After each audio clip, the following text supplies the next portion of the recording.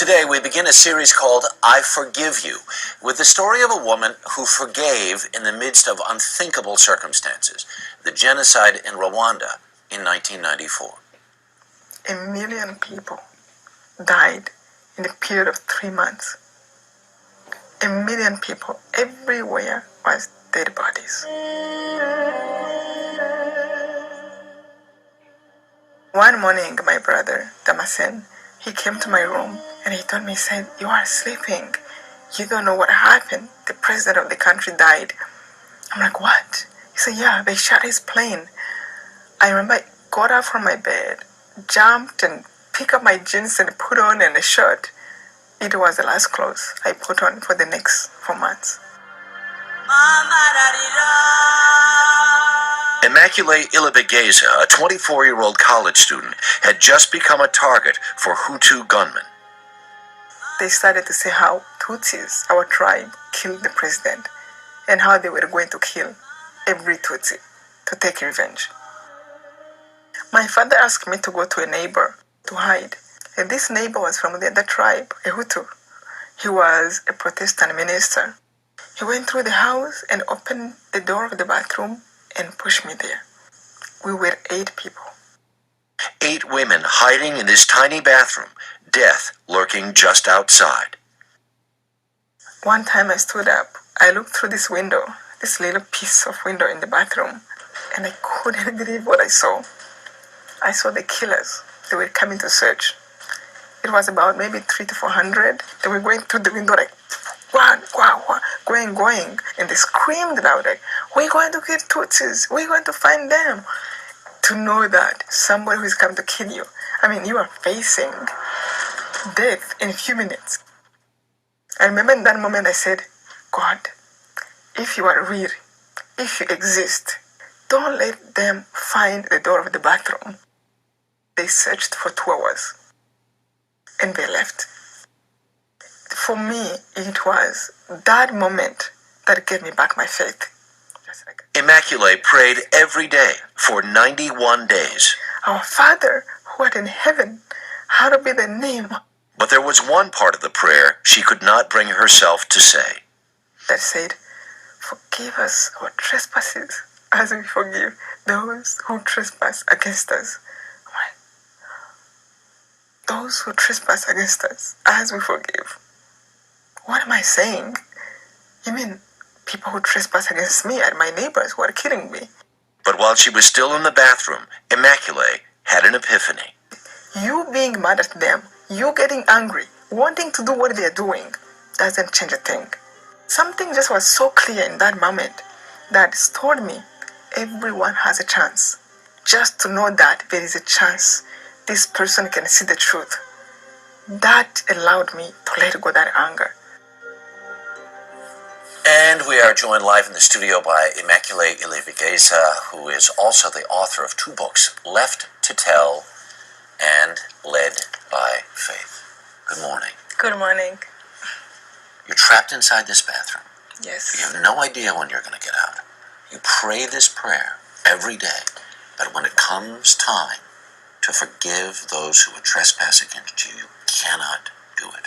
I couldn't do that. Could not say the words. Yes. What changed in your heart that made you say, even though death is outside my door, even though my family has been destroyed by these people, I will open my heart to them?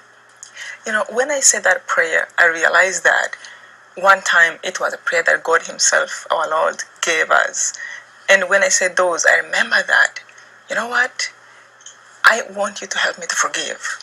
Help me out. And when I was able to open my heart just to help me out, that is really when I understood that these people are going through a state of mind I cannot go in. Right. And I want to understand what is going on in their hearts.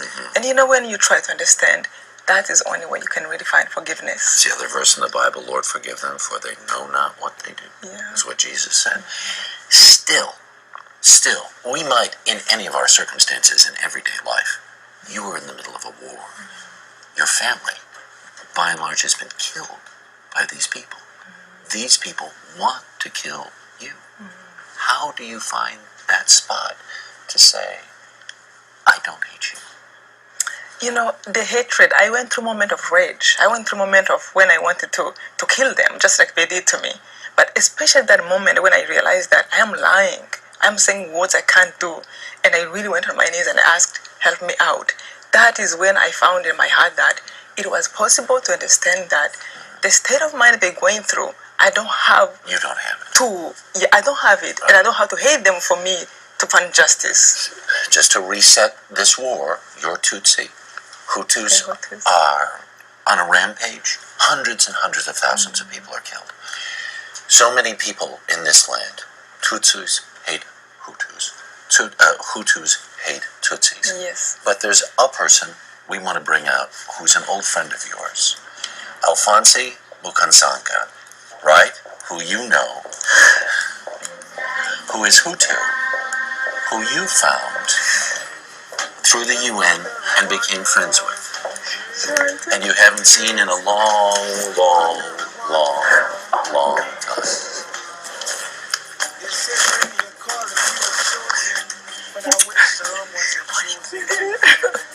Please sit down. Hutu, Tutsi.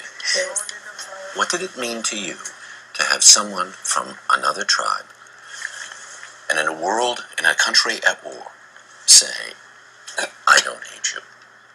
I don't hate you for who you are and who your people are. What did that mean? I can say that at the beginning, I didn't believe her, that she was really sincere. But after a few days, I saw that her love for God, her faith and forgiveness touched really my heart, and I believed that she really wanted to be a friend to me, and she really liked me. You're two people.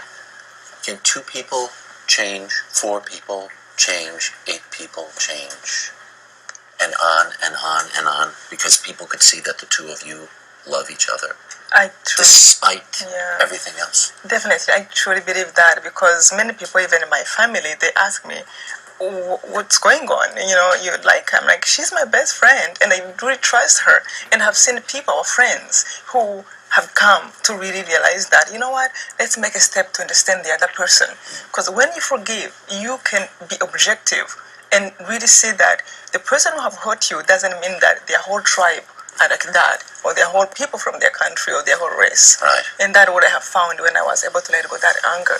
And would that lesson be able to be learned with the Palestinians and the Israelis and all the other places in the world where there is just so much hatred? Thank you. And it is possible to forgive. I have gone through that. It is possible. Thank you both for being here today. Thank you so much.